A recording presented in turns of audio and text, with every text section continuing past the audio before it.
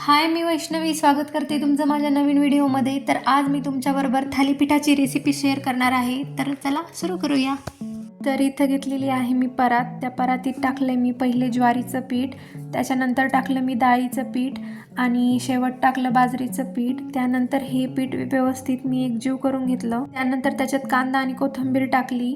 त्यानंतर हळद टाकली, लसूण आणि मिरचीची पेस्ट टाकली आणि चवीपुरतं मीठ टाकलं. त्याच्यानंतर ते पाणी टाकून व्यवस्थित पीठ मळून घेतलं. ते पीठ व्यवस्थित मळून झाल्यानंतर इथे गॅस वगैरे पेटून त्याच्यावर तवा गरम करण्यासाठी ठेवला. त्यानंतर आपल्याला इथं पोळपाटावर स्वच्छ कापड वगैरे आथरून त्याच्यावर पाण्याचा शिपका मारून घ्यायचा आहे. त्यानंतर मळलेलं पीठ घेऊन आपल्याला ते व्यवस्थित त्या कापडावर व्यवस्थित थापून घ्यायचं आहे. असं व्यवस्थित थापून घ्यायचं आहे. आणि हे पॉईंट मी याच्यासाठी करते की आपण जे तव्यावर तेल टाकतो ते तव्यावरचं तेल ते आतमध्ये पण पोहोचलं पाहिजे त्याच्या, आणि ते व्यवस्थित भाजलं पाहिजे. त्यानंतर आपल्याला इथं तव्यावर व्यवस्थित तेल वगैरे टाकून घ्यायचं आहे आणि थालीपीठ तव्यावर टाकून घ्यायचं आहे. त्यानंतर अलहद कापड साईडला करायचं आहे. तव्यावर टाकल्यानंतर त्याला तेल वगैरे टाकायचं आहे जेणेकरून ते व्यवस्थित भाजल्या जाईल. एक साईड व्यवस्थित भाजल्यानंतर आपल्याला त्याला पलटून घ्यायचं आहे. असंच आपल्याला ते दोन्ही बाजूनी पण व्यवस्थित भाजून घ्यायचं आहे. तर इथे तयार झालेलं आहे आपलं गरमागरम थालीपीठ. Thanks for watching.